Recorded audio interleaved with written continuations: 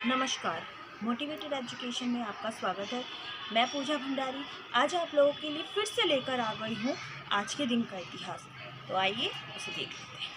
आज के दिन 1986 में पहला कंप्यूटर वायरस सी ब्रेन सक्रिय किया गया था। इंडी वाइल्ड पहला सीपी वायरस एक बूस्ट क्षेत्र का वायरस था जो ब्रेन कहलाया था।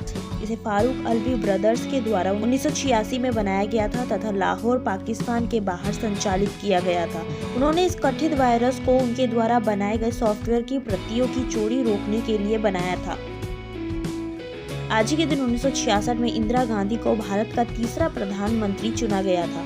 इंदिरा प्रियदर्शनी गांधी वर्ष 1966 से 1977 तक लगातार 3 पारी के लिए भारत गणराज्य की प्रधानमंत्री रही और उसके बाद चौथी पारी में 1980 से लेकर 1984 में उनकी राजनीतिक हत्या तक भारत की प्रधानमंत्री रही। वे भारत की प्रथम और अब तक एकमात्र महिला प्रधानमंत्री रही है।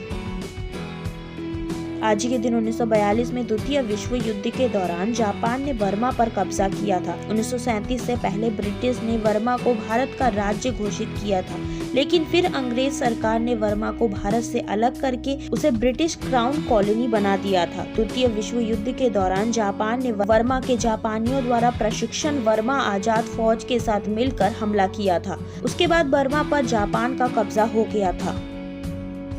आज के दिन 1935 में बंगाली फिल्म अभिनेता सौमित्र चटर्जी का जन्म हुआ था। सौमित्र चटर्जी बांग्ला फिल्मों के एक प्रसिद्ध अभिनेता है। ये प्रथम बांग्ला व्यक्ति हैं जिन्हें दादा साहब फाल्के पुरस्कार दिया गया था। सौमित्र चटर्जी को भारत सरकार द्वारा सन 2004 में कला के क्षेत्र में पद्म भूषण से सम्मानित किया गया था। ये पश्चिम बंगाल राज्य से थे। आज के दिन 1927 में ब्रिटेन ने अपनी सेना को चीन भेजने का निर्णय लिया था।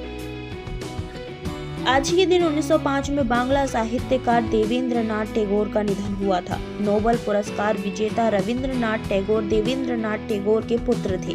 देवेंद्रनाथ ठाकुर हिंदू दार्शनिक, ब्रह्म समाजी तथा धर्म सुधारक थे। 1848 में ब्रह्म समाज के संस्थापकों में से वे एक थे। आज के दिन 1855 में भारत के जाने माने पत्रकार तथा प्रमुख बुद्धिजीवी जी सुब्रमण्यम अय्यर का जन्म हुआ। सुब्रमण्यम अय्यर एक प्रमुख भारतीय पत्रकार, समाज सुधारक और स्वतंत्रता सेनानी थे, जिन्होंने 20 सितंबर 1878 को द हिंदू अंग्रेजी समाचार पत्र की स्थापना की थी। वह 20 सितंबर 1878 से अक्टूबर 1898 तक द हिंदू के मालिक, संपादक और प्रबंध निर्देशक थे। आज के दिन 1668 में किंग लुईस चौदवा तथा सम्राट लियोपोल्ड प्रथम ने स्पेन के बंटवारे को लेकर समझौते पर हस्ताक्षर किए थे। 1643 से आजीवन फ्रांस पर शासन किया। उसका शासन 32 वर्ष एवं 110 दिन का था, जो यूरोप के इतिहास में किसी भी राजा के शासन काल से बड़ा है। 15 मई 1643 को 13वें लुई का देहांत हो गया। तब उसका पुत्र लुई चौदवा राज्य सिंहासन पर बैठा था। उस समय उसकी आयु केवल 5 वर्ष थी। आज के दिन 1649 में इंग्लैंड के राजा चार्ल्स प्रथम के खिलाफ मुकदमा शुरू हुआ था। चार्ल्स प्रथम ब्रिटेन का शासक था। उसने 27 मार्च 1625 से अपनी मृत्यु तक शासन तत्कालीन इंग्लैंड, आयरलैंड और स्कॉटलैंड पर शासन किया था। उसके शासन के दौरान इंग्लैंड में गृह युद्ध हुआ और वह फ्रांस भाग गया था, लेकिन बाद में उसे वापस लाया गया था।